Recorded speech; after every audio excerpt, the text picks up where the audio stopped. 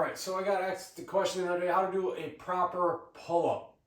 So I'm going to get into that, a demonstration here today, and some different techniques and progressions you can use to ultimately, maybe you're looking to do your first pull-up or just do more pull-ups and get stronger with that relative strength with pull-ups, because I think pull-ups, chin-ups are one of the greatest movements you can do, especially for relative strength, which is being able to lift your body weight. So like things like push-ups, pull-ups, body weight squats, lunges, those types of things.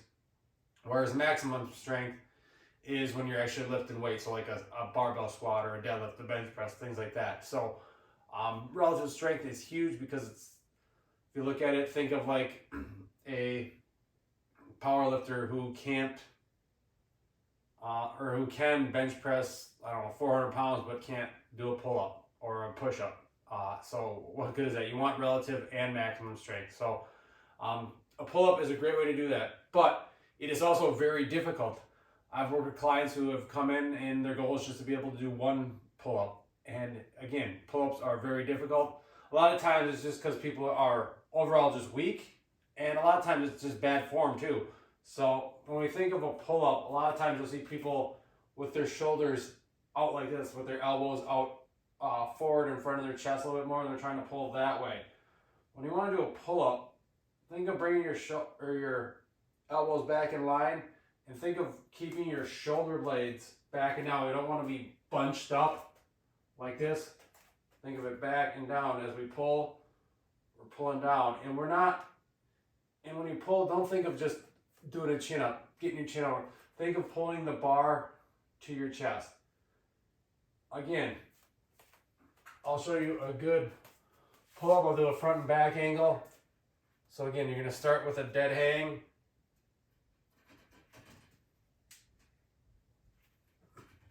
And pull. You're pulling down. You're not keeping the elbows out here. That's going to make it tougher and cause a lot of stress on your shoulders. So as we go, a lot of people, you come in, you can't do a pull-up right off the start. You can't just, like I just did there, do a pull-up. You might not be there yet. That's totally fine. We got to start somewhere. So a great way to start is a dead hang. So you're just gonna get a bar. Again, most bars are heavy. This is a shorter rack, so and I gotta watch my head so I don't put a nail through it on the ceiling here. But a dead hang is a great start. So all you're gonna do is do what it sounds like. You're gonna dead hang. Just let the arms hang, and from here you're just gonna work your way up in time. So maybe the first time you do it, you can only hang for 10 seconds and your grip gets out. Next time you're up to 20, then 30. Once you can get up to a minute, I like to have people work up to a minute. I think that's a good way where you can just dead hang for a minute. That's going to be a good way to just build some strength in your grip, in your shoulders. Going to help stretch out your shoulders, so be ready for that. So one of the first things to do is just work your way up to a minute of dead hangs.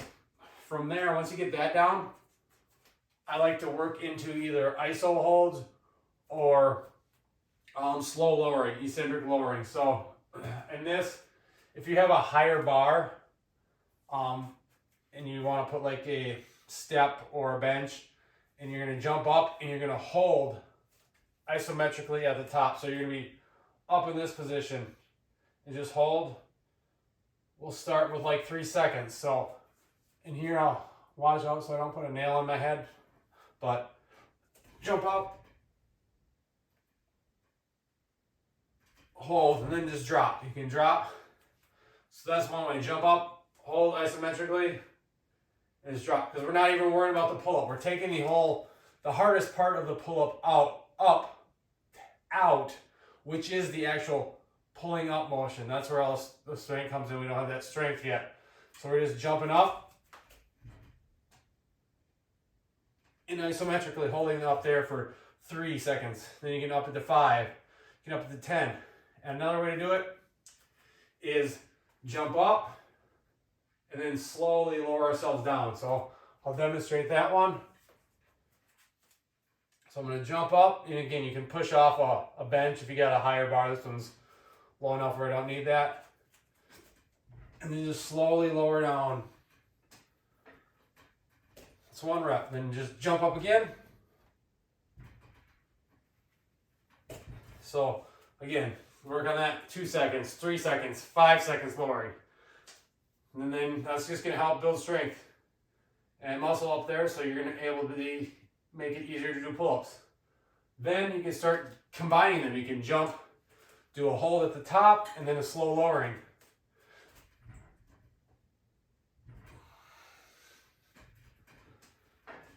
You can do that and when you're doing those, you can do them for either reps, sets and reps, or you can do them in sets of total time. So say maybe your goal is 30 total seconds of hold. So that might be 5 sets of, what would be, or 6 sets of 5-second holds or something like that. But just work your way up to that. Or you could just do 5 sets of 3-second holds or something like that. So either way, it's going to work, but just always track it, always progress it, and just work to get better the next time. So those are the ways: the iso holds, the eccentric lowering, slow lowering, and just the dead hangs. After you do that for a while, you might be there, you might not be there to actually be able to do a pull-up, but you want to eventually work to get to being able to do a pull-up with your body weight for a rep. Once you get there, then you can progress. You can do sets and sets of just 1 rep or 2 reps and progressively go from there and get better that way. Or you can, if you need to, they have those machines in gyms that help you. I don't like those. If you do need assistance on pull-ups and want to actually get to doing pull-ups, you can do them with a band. So let's see, you can either, I like to do it, here we go. I'll have to do it for my knees in here, I believe. Maybe not, because it's too short. But we'll set up a band and use that. It's going to assist us in our pull-ups. And again, pull-ups are palms facing, chin-ups are palms facing away, chin-ups are palms facing our face. Chin-ups are typically easier for people.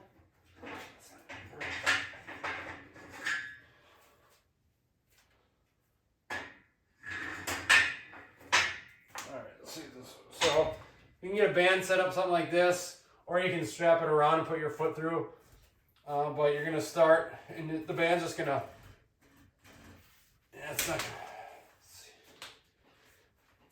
let's stand on it. So the band kind of takes a lot of the weight off on your way up, which can be effective if you want to get reps, but it's not going to be as effective as building strength, but it can help you just get in that motion, get in some proper form, while being able to do a few reps, take a lot of the load off of the pull-up. So that's another way you can do it. But again, main points to think of when you're doing a pull-up: keep your shoulders down and back. You don't want to be bunched up like this or out in front. Keep your core, your abs tight, your tailbone kind of tucked. Again, you don't want to be that overarching. You don't want to use your lower body. Don't use your legs. Once you are able to do pull-ups or chin-ups, you don't want to be swinging back and forth. Just use your upper body. Use your arms and shoulders and back to pull up, not your legs. We're not doing stupid kipping pull-ups like they do in CrossFit.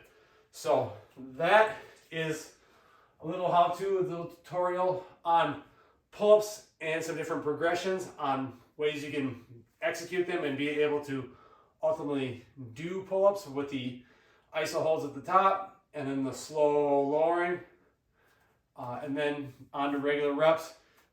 Once you can do reps of pull-ups, you can start even challenging yourself more by adding a weight belt or a weight between your legs, or just some extra weight to make pull-ups even more challenging than they already are, because they are one of the most challenging